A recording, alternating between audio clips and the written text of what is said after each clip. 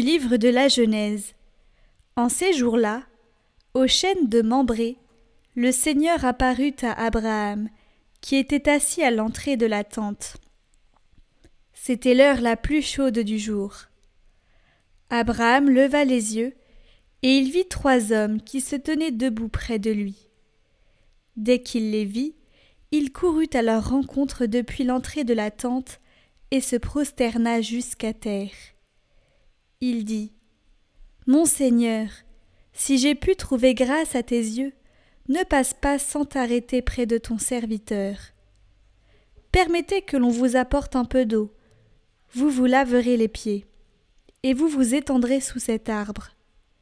Je vais chercher de quoi manger, et vous reprendrez des forces avant d'aller plus loin, puisque vous êtes passé près de votre serviteur. » Ils répondirent : « Fais comme tu l'as dit. » Abraham se hâta d'aller trouver Sarah dans sa tente, et il dit : « Prends vite 3 grandes mesures de fleur de farine, pétris la pâte et fais des galettes. » Puis Abraham courut au troupeau. Il prit un veau gras et tendre, et le donna à un serviteur, qui se hâta de le préparer. Il prit du fromage blanc, du lait, le veau que l'on avait apprêté, et les déposa devant eux. Ils se tenaient debout près d'eux, sous l'arbre, pendant qu'ils mangeaient. Ils lui demandèrent : « Où est Sarah, ta femme ?» Il répondit : « Elle est à l'intérieur de la tente. » Le voyageur reprit : « Je reviendrai chez toi au temps fixé pour la naissance. Et à ce moment-là, Sarah, ta femme, aura un fils. » Seigneur, qui séjournera sous ta tente ? Celui qui se conduit parfaitement, qui agit avec justice et dit la vérité selon son cœur. Il met un frein à sa langue. Il ne fait pas de tort à son frère et n'outrage pas son prochain. À ses yeux, le réprouvé est méprisable, mais il honore les fidèles du Seigneur. Il ne reprend pas sa parole, il prête son argent sans intérêt, n'accepte rien qui nuise à l'innocent, qui fait ainsi sa demeure inébranlable. Seigneur, qui séjournera sous ta tente ?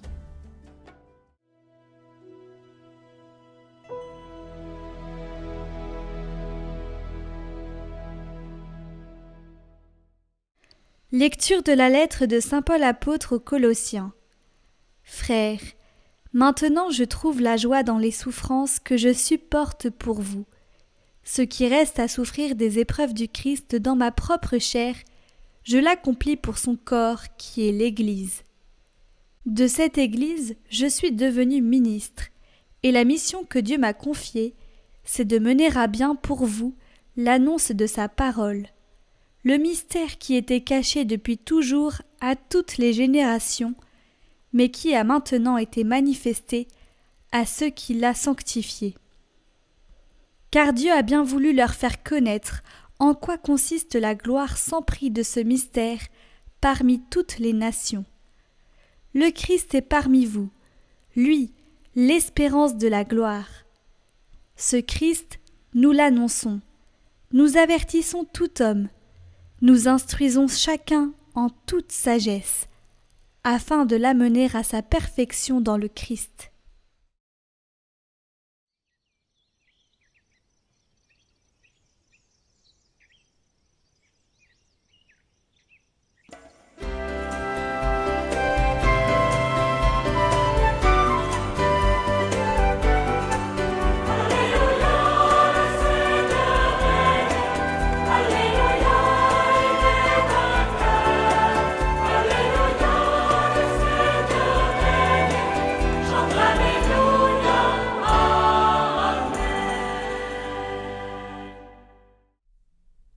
Évangile de Jésus-Christ selon saint Luc.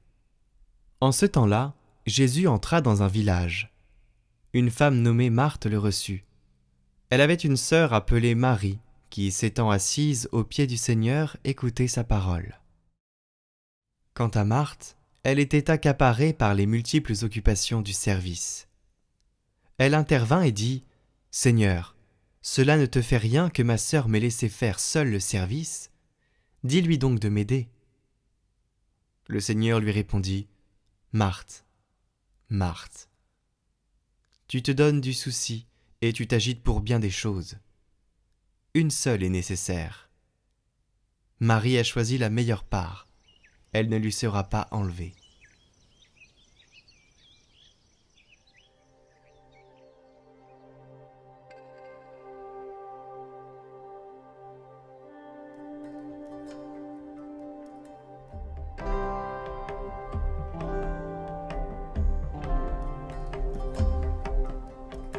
Commentaire de sainte Thérèse d'Avila. Marthe et Marie.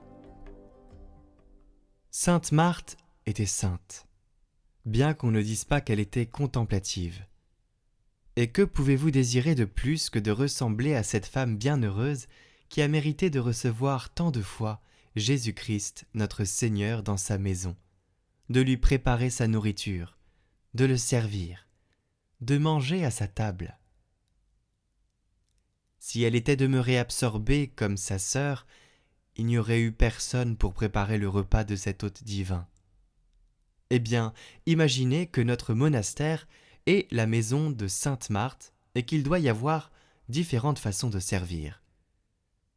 Celles que Dieu conduit par la vie active ne doivent pas murmurer contre celles qu'elles verront très absorbées dans la contemplation. Qu'elles s'estiment heureuses de servir avec Marthe. Qu'elles songent également que la véritable humilité consiste, en grande partie, dans l'acceptation empressée de ce qu'il plaît au Seigneur d'ordonner de nous et dans la conviction qu'on est indigne de porter le nom de ses serviteurs. Donc, si contempler, faire oraison mentale ou vocale, soigner les malades, servir dans les emplois de la maison, assurer les travaux, même les plus vils, n'est autre chose que rendre ses devoirs à l'hôte divin qui vient loger, manger et se reposer chez nous, que nous importe de le servir d'une manière ou d'une autre. Je suis loin de dire que vous ne devez pas vous efforcer d'arriver à la contemplation. Je dis simplement que vous devez vous exercer à des fonctions diverses. La contemplation, en effet, n'est pas laissée à votre choix, mais à celui du Seigneur. Laissez faire le maître de la maison. Prions pour toutes les intentions déposées en commentaire cette semaine.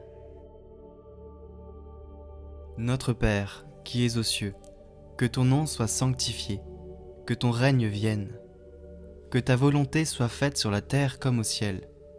Donne-nous aujourd'hui notre pain de ce jour. Pardonne-nous nos offenses, comme nous pardonnons aussi à ceux qui nous ont offensés. Et ne nous laisse pas entrer en tentation, mais délivre-nous du mal. Amen. Je vous salue Marie, pleine de grâce. Le Seigneur est avec vous. Vous êtes bénie entre toutes les femmes, et Jésus, le fruit de vos entrailles, est béni. Sainte Marie, Mère de Dieu, priez pour nous pauvres pécheurs, maintenant et à l'heure de notre mort. Amen.